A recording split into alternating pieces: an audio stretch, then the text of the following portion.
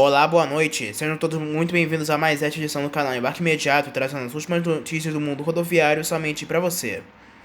Uma cooperação internacional está em curso para analisar a viabilidade de implantação de veículos elétricos no transporte coletivo de Teresina, no Piauí.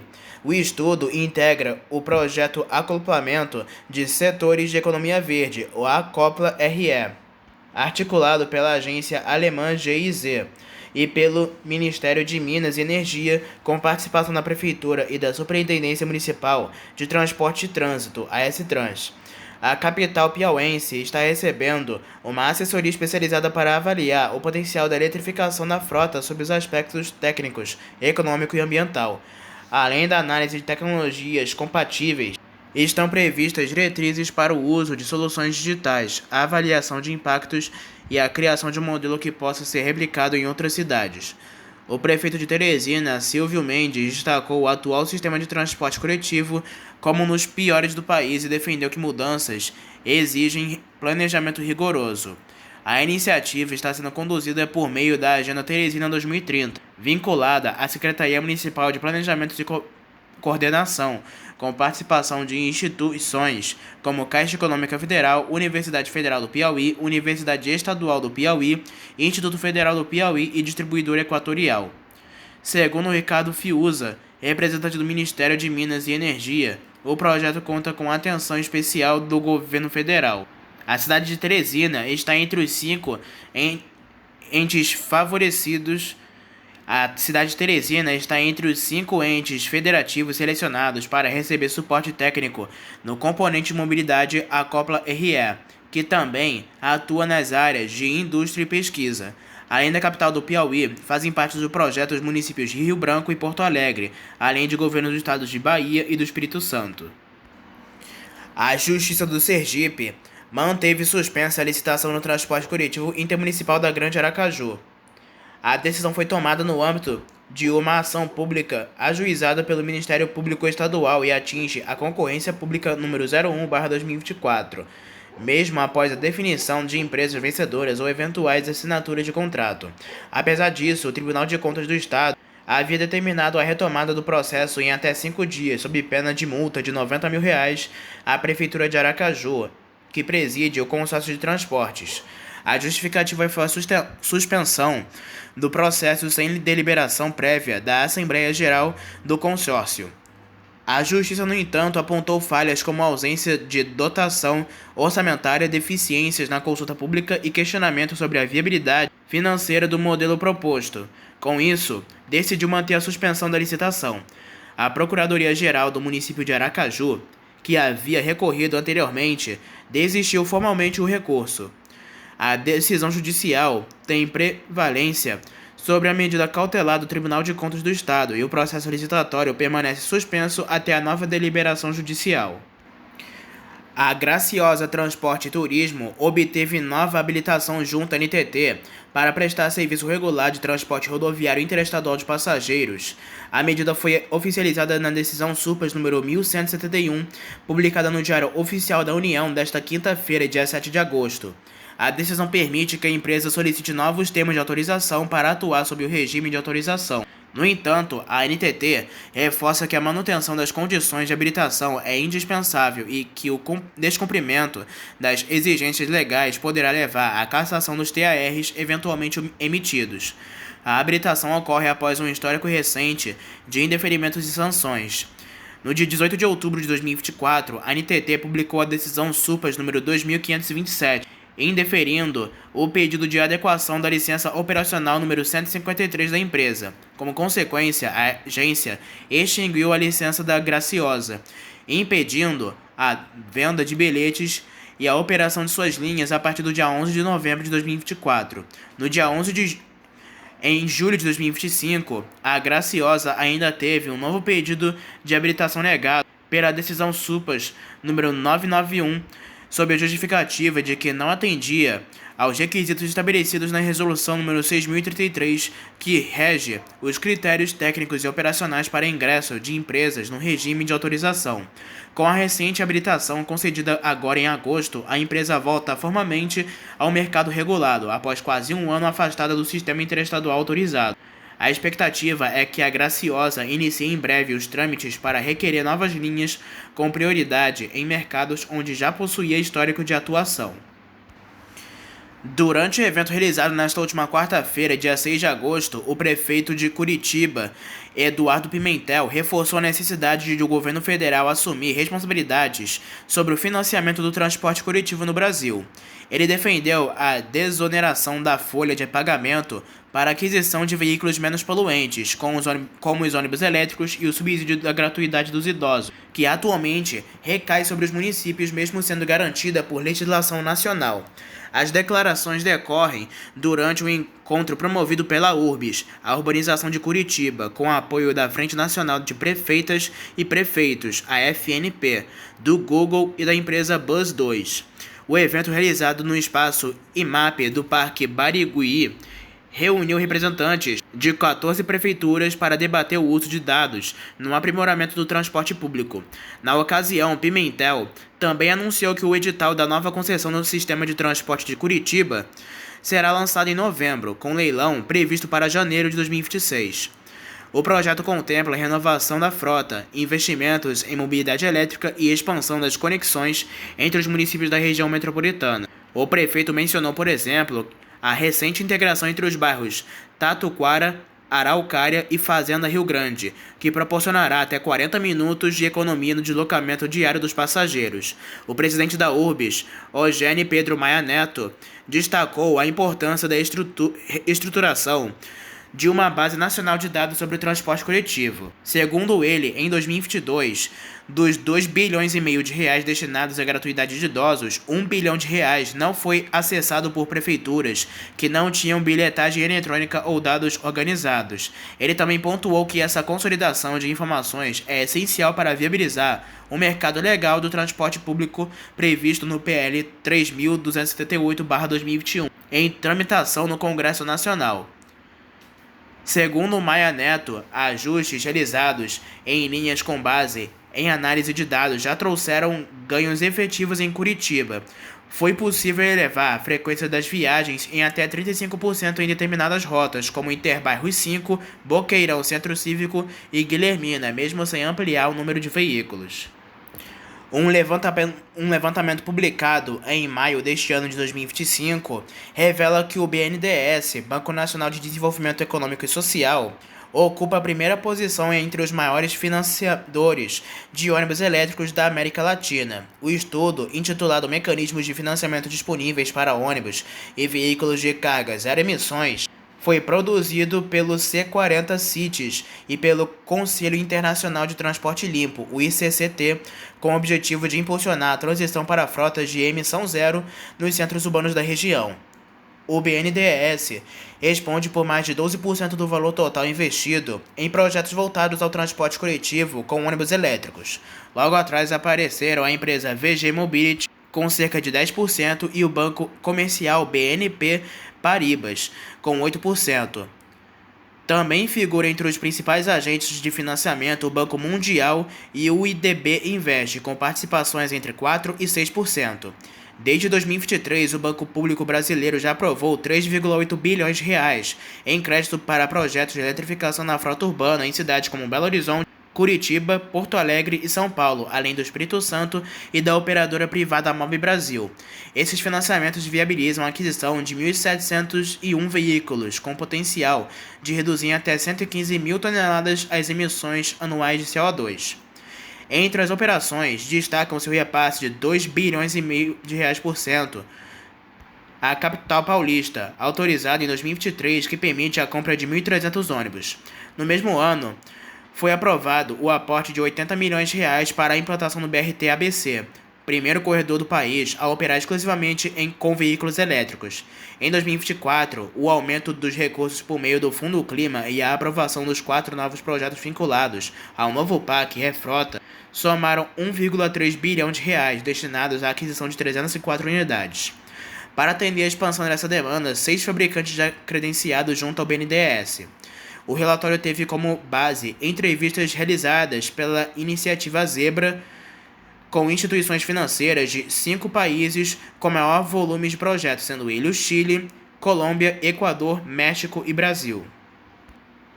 A linha 4.990, que liga os bairros de Adelmolândia e Paciência, em Sabará, Minas Gerais, até Belo Horizonte, está suspensa temporariamente a partir desta quinta-feira, dia 7 de agosto.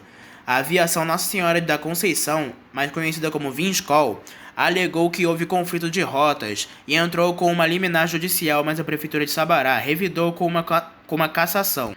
O município também multou a empresa em 1,05 bilhão de reais pelo descumprimento contratual. A empresa, que já atua na região, alega conflito de rotas e a nova linha atenderia a uma demanda antiga da população. De acordo com a Vinscol, o transporte público do município enfrenta sérias dificuldades financeiras, agravadas pelo subsídio insuficiente e congelamento da tarifa nos últimos 2 anos, o que compromete a sustentabilidade do sistema. O cumprimento do contrato e limita a possibilidade de melhorias. Na tarde desta quarta-feira, dia 6 de agosto, o prefeito de Sabará, Sargento Rodolfo, publicou um vídeo nas redes sociais informando a decisão da empresa e afirmando que a administração pública entrou com a cassação no pedido. O prefeito também afirmou que a empresa não é dona da cidade e que a atuação será revertida. E em nota, a prefeitura também informou que a medida causa impactos negativos à população, especialmente aos trabalhadores e estudantes que dependem do transporte público para a capital. Por isso, o executivo entrou com um agravo de instrumento com pedido de tutela antecipada recursal junto ao Tribunal de Justiça de Minas Gerais. Conforme moradores de bairros atendidos pela linha 4.990, sem os coletivos será necessário fazer a baldeação no centro de Sabará para pegar outro ônibus até BH. Passageiros que não têm dinheiro para pegar a linha municipal e a metropolitana precisam caminhar por cerca de 2 km e quem mora no bairro Paciência precisa andar cerca de 3 km. A empresa Lopesul, de Carazinho, no Rio Grande do Sul, teve recurso aceito pelo governo do Mato Grosso na licitação dos transportes intermunicipais.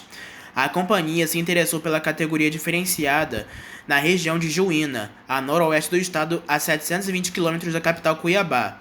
A companhia chegou até a ser desclassificada sob a argumentação de problemas relacionados à documentação e comprovações de capacidade técnica e certidões. No recurso, cuja aceitação foi publicada nesta quinta-feira, a empresa demonstrou as regularidades exigidas pelo entendimento da comissão de licitação. O próximo passo será a assinatura contratual. O processo de concessão das linhas de ônibus deste tipo, que se arrasta há anos, sofre entraves jurídicos e ocorre de forma gradual.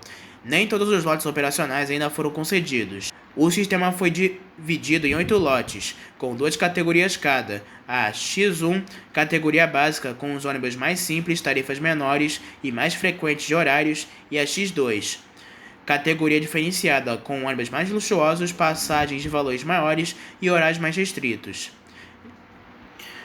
Os débitos deixados pela família do fundador do falido Grupo Itapemirim, Camilo Colla, e pelos administradores seguintes, Sidney Piva de Jesus e Camila Valdívia, giram em torno de 2,8 bilhões de reais e podem passar de 4,5 bilhões de reais, e grande parte vai ter de ser bancada pelo contribuinte brasileiro. De acordo com a mais recente atualização da administradora judicial da falência do grupo, a XM Partners, que consta em decisão judicial desta terça-feira, dia 5 de agosto de 2025, e com a entrada nesta quinta-feira no sistema judiciário, até abril de 2025, eram cadastrados 5.671 credores, entre trabalhistas, bancos, fornecedores, prestadores de serviço e cobranças em geral. É um passivo consolidado de 2,76 bilhões de reais até então. Considerando eventuais novos credores e outras dívidas que ainda estão em debates jurídicos, o passivo pode ultrapassar a 4,5 bilhões de reais. Mas uma questão envolvendo a arrendatária das linhas logo após a decretação da falência da Suzantur de Santo André pode resultar numa soma acima de 5 bilhões de reais. Parcela significativa das contestações não é aceita, mas muitas delas acabam também ganhando as causas, ou seja, dificilmente serão os 4,5 bilhões de reais ou 5 bilhões de reais, com todos os riscos incluindo mais os passivos já reconhecidos, mas dificilmente também serão os patamares atuais só com correção da inflação. Haverá um crescimento real. Esta atualização se refere a período apurado mais recente no processo, de abril de 2025, divulgado na decisão no dia 5 de agosto, e contempla a correção para a inflação, mas não somente, são aumentos reais de débitos e credores. Somente os 2,5 bilhões de reais consolidados já representam um débito que, pela realidade brasileira, jamais será pago e a grande maioria já está sendo bancada pelo contribuinte brasileiro. Isso porque, deste montante, 2,1 bilhões de reais são de tributos, a maior parte de federais. Muito embora a Receita Federal negocie, amortize e reduza os débitos, é dinheiro que deixou de entrar. Ou seja, a população já pagou isso. Seja com uma carga tributária, a do Brasil é uma das mais altas no mundo, ou porque investimentos deixaram de ser feitos. Dinheiro que iria para hospitais, segurança, defesa, infraestrutura e cidades, como corredores de ônibus, metrô, trens, casas populares, saneamento, drenagem, etc. Estudos da FGV, Fundação Getúlio Vargas, mostra que um dos fatores que contribuem para esta carga tributária elevada é que, além da corrupção e gastos inadequados dos recursos públicos, a sonegação fiscal e a legislação brasileira que comprometem a arrecadação e pela lei de falências e recuperações judiciais, os trabalhadores são preferência nos pagamentos, mas mesmo assim não há grandes garantias de que todos os débitos trabalhistas sejam cobertos pelas estimativas de recurso. Segundo a atualização da EXM, o total das dívidas trabalhistas já ultrapassou o valor de avaliação dos bens e marcas do Grupo Itapemirim, mais de 110 milhões de reais. Os ativos da Itapemirim foram avaliados pelo piso de 97,2 milhões de reais. Numa disputa, poderá ser possível obter mais que isso, mas apesar de serem preferenciais, as dívidas trabalhistas não são únicas e precisam dividir ordem de pagamento. Desde março de 2023, a Suzantur opera as linhas, estruturas e marcas por meio de arrendamento, sendo que, de acordo com o contrato assinado em setembro de 2022, quando a Justiça de São Paulo decretou a falência do grupo, a aviação se comprometeu a repassar um mínimo de R$200 mil mensais sobre a receita líquida das vendas físicas de passagens. De acordo com a atualização, essas operações arrecadaram cerca de R$10 milhões. Foi também divulgada a ata na íntegra da primeira reunião de transição entre a Suzantur e a Aviação Águia Branca. O encontro teve intermediação e participação da EXM Partners, administradora judicial da falência do Grupo Itapemirim, e foi realizado de forma virtual no dia 5 de agosto de 2025. A ata é um pedido da EXM à Justiça. Tiveram registro nesta sexta-feira, dia 8 de agosto, no sistema oficial do Tribunal de Justiça de São Paulo, cujo acesso foi liberado. A Justiça de São Paulo entendeu que acabou o prazo do primeiro arrendamento das malhas das viações Itapemirim Caiçara, concedido à Suzantur, na decisão da decretação da falência em setembro de 2022. Após disputas judiciais, a homologação à proposta da Aviação Águia Branca para um novo arrendamento, até a conclusão do leilão, que vai determinar quem vai ficar definitivamente com os serviços e marcas. A data não foi marcada ainda. Apesar da participação no encontro por ordem da Justiça, que estipulou que a transição deve ser concluída em 60 dias, contando já a partir de meados de julho de 2025, a Suzantur ainda vai tentar reverter a decisão e continuar. Na petição, a EXM Partners solicita que o juiz responsável pelo processo, Marcelo Estabel de Carvalho Ranon, do Tribunal de Justiça de São Paulo, responsável pelo gerenciamento da malha interestadual de ônibus no Brasil, para marcar a reunião necessária para que a transição seja viabilizada e receba o aval. A EXM Partners relatou encontrar dificuldade junto ao órgão federal, que tem postergado o encontro, marcando e desmarcando diferentes datas. A reunião, que pode ser virtual, teria a participação de funcionários públicos da ANTT e dos representantes da Águia Branca e Suzantur, além de, claro, da própria EXM. A administradora seja a usar o termo relutância ao se referir à postura da NTT. Assim, considerando que a reunião que se pretende com a NTT é fundamental para que a transição do arrendamento seja viabilizado na prática e tende em vista a relutância do órgão em tratar sobre o assunto, haja vistas inúmeros adiamentos já ocorridos até então, a administradora judicial entende prudente requerer a este juízo a intimação do referido órgão via representante Dr. Almir Clóvis Moretti, cadastrado nos presentes autos, a fim de que, de fato, sinalize data efetiva em que possa a reunião com esta auxiliar, visando tratar acerca dos trâmites necessários para a regularização, a transição perante órgão competente em sendo o entendimento de Vossa Excelência. Já sobre a reunião de transição entre as empresas de transporte, a SZM propôs a criação de um cronograma de trabalho para identificar quais ônibus serão disponibilizados para operação, a quantidade de motoristas que farão parte do contexto, a questão de contratos com os guichês, pontos de venda de passagens, dentre outros. A Águia Branca quer da Suzantur um relatório de passagens vendidas para que não haja passageiros que adquiriam os bilhetes e fiquem sem atendimento. A Suzantur se comprometeu a passar as informações até a próxima semana. Sobre os 540 guichês hoje usados na operação, a Suzantur esclareceu que são espaços próprios e não da massa falida, sendo necessários reincidir os contratos com as concessionárias ou gerenciadoras públicas das rodoviárias. As vendas continuam na transição pela Suzantur. A Autoaviação 1001, empresa integrante do Grupo JCA, inicia hoje, dia 9 de agosto de 2025, a operação de uma nova rota que promete fortalecer a mobilidade do interior do estado do Rio de Janeiro. A linha São Fidélis-Macaé, operada na categoria convencional, passa a oferecer uma alternativa direta para quem deseja deslocar entre o norte fluminense e uma das principais cidades da região costeira. A nova linha é estratégica para conectar São Fidélis, tradicional cidade do interior, a Macaé, considerada a porta de entrada para o polo offshore brasileiro, graças à sua proximidade com a Bacia de Campos, um dos maiores centros de exploração de petróleo e gás do país. A rota também beneficia quem deseja seguir viagem para destinos turísticos muito procurados como Rio das Ostras, Búzios, Arraial do Cabo e Cabo Frio, ampliando a malha de acesso ao litoral fluminense.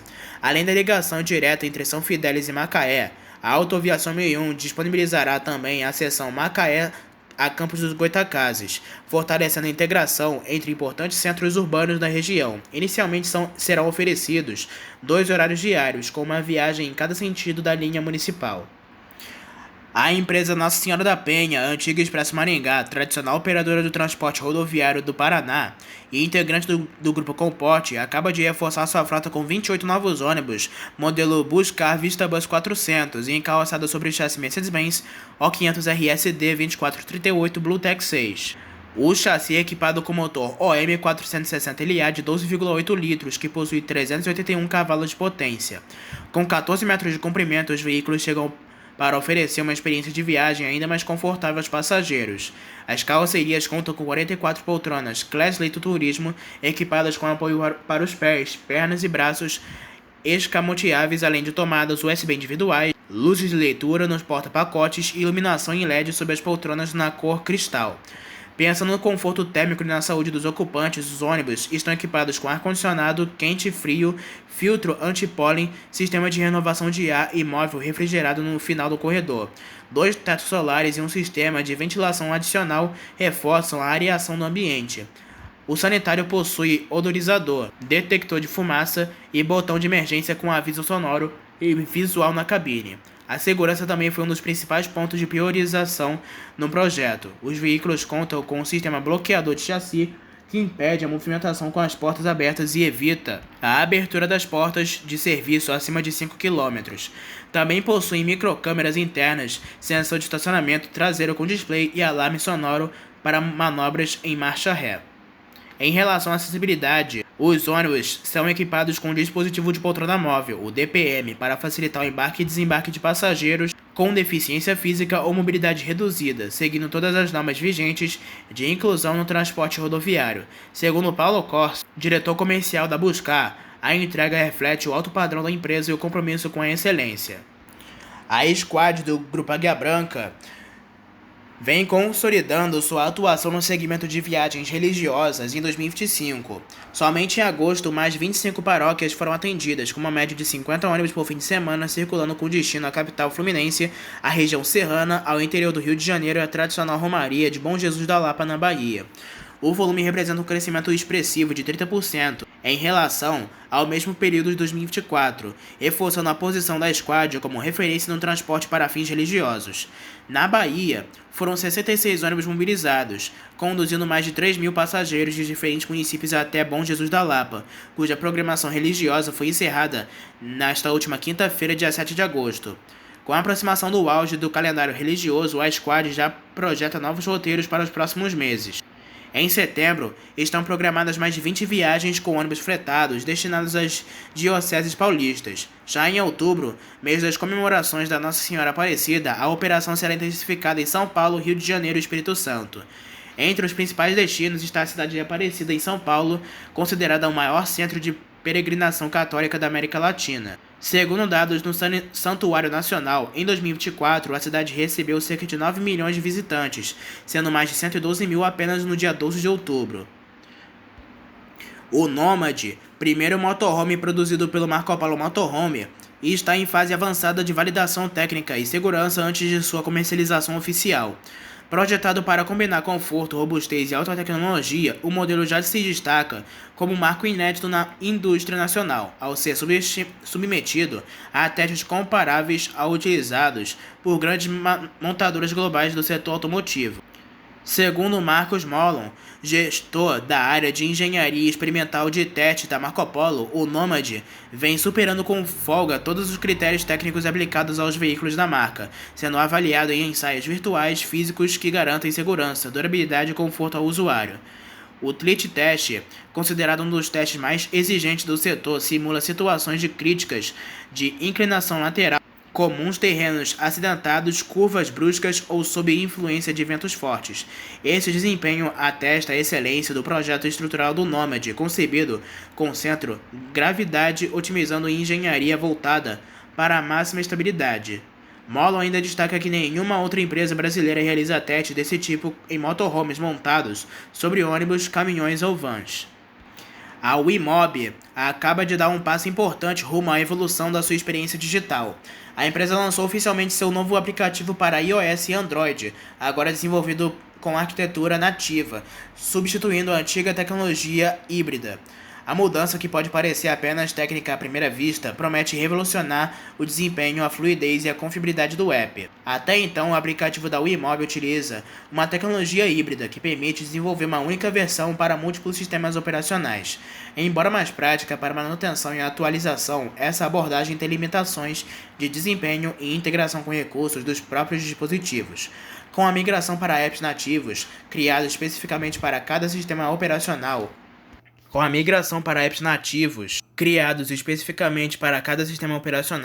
os usuários poderão notar uma melhoria significativa na velocidade de carregamento, estabilidade, navegação fluida e na utilização de funcionalidades como biometria, GPS e notificações em tempo real. E para fechar, uma última notícia.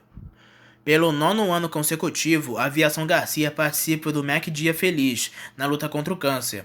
A empresa irá repassar parte dos recursos obtidos em agosto com as vendas de passagens pelo seu aplicativo e WhatsApp para o Hospital do Câncer de Londrina e para a ONG Viver, instituições que fazem parte da rede parceira do Instituto Ronald McDonald.